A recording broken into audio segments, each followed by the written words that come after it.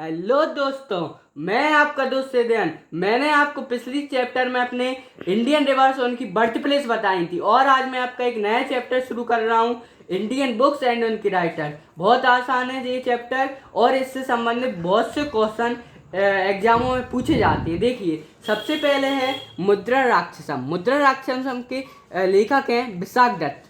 कैसे याद रखना, देखिए यहाँ में एक शब्द दिख रहा है राक्षस और यहाँ दिख रहा है विशाख को हम बोलेंगे विशाल और दत्त को दा, तो विशाल दा।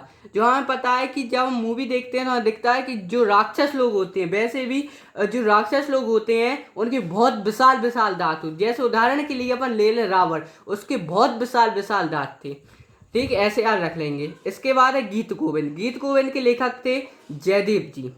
कैसे याद रखना है, देखिए गोविंद किसका नाम है कि श्री कृष्ण का।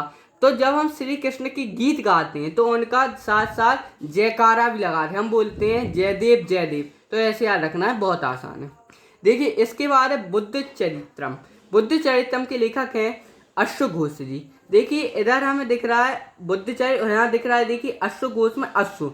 तो अश्व किसको बोलते हैं, घोड़े को बोलते हैं। तो हम जब मूवी देखते हैं हम देखते हैं कि जब जो लड़ाइयाँ होती थी पहले के समय में, तो वो इतना बुद्धिमान होता था, वो उसका चरित्र, घोड़े का चरित्र इतना बुद्धिमान चरित्र का वो होता था कि जब वो उनके जो राजा होते थे वो घायल हो जाते थे तो वो उनको उस रणभूमि से ले जाता था। इतने बुद्धिमान चरित्र का होता था, ऐसे याद रख लेंगे। इसके बाद है दश कुमार चरित्र। दश कुमार चरित्र के लेखक हैं दंडी।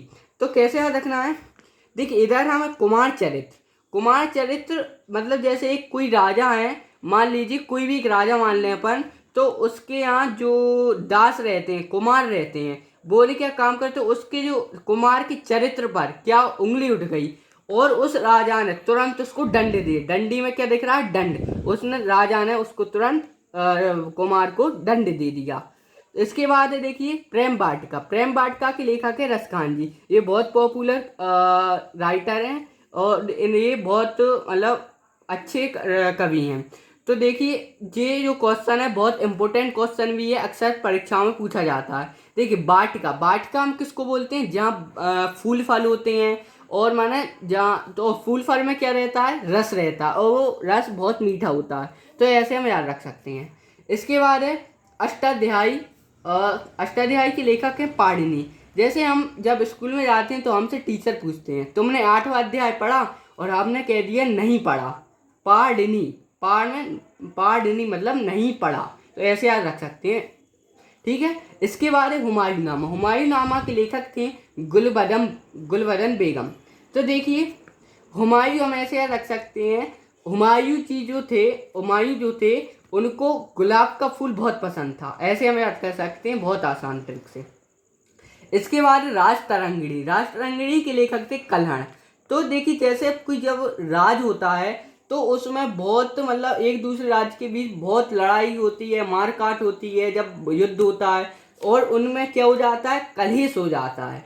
तो जब क्या होता है, फिर कलह हो जाए, ऐसे याद रख लेंगे। इसके बाद है अर्थशास्त्र। अर्थशास्त्र के लेखक थे चाणक्य। तो देखिए ऐसे याद रखना है कि जो चाणक्य थे वो इतनी बुद्धिमत्ता से काम करते थे कि जो उनकी बात का अर्थ था वो हर किसी के समझ में नहीं आता था। वह बहुत आगे की सोच कर वो काम लेते थे और बहुत ही बुद्धिमान थे, ऐसे याद रख सकते हैं। इसके बाद है अकबरनामा। अकबरनामा के लेखक थे अबुल फजल। देखिए अकबरनामा का एक और नाम है आईने अकबरी।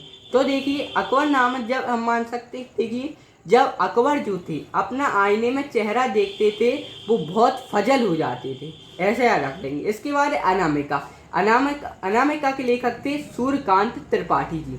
तो देखिए अनामिका मतलब देखिए नामिका, नामिका जो है, अनामिका में से हम आ को हटा रहे हो, नामिका बसता है। तो नामिका को हम बोलेंगे नामिका।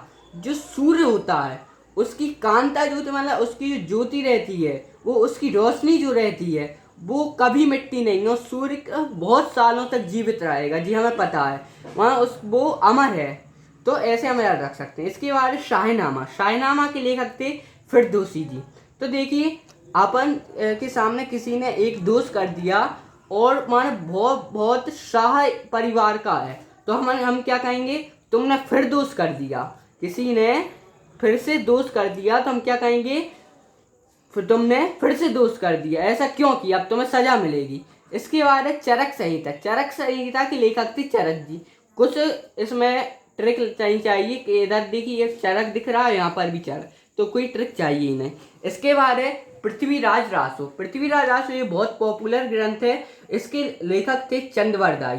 तो देखिए जब हम पृथ्वी से चंद्रमा को देखते हैं तो वो हमें दिखाई देता, वो इतना पास है पृथ्वी के, ठीक है, ऐसे याद रख सकते हैं। इसके बाद है पद्मावत। पद्मावत के लेखक थे मलिक मोहम्मद।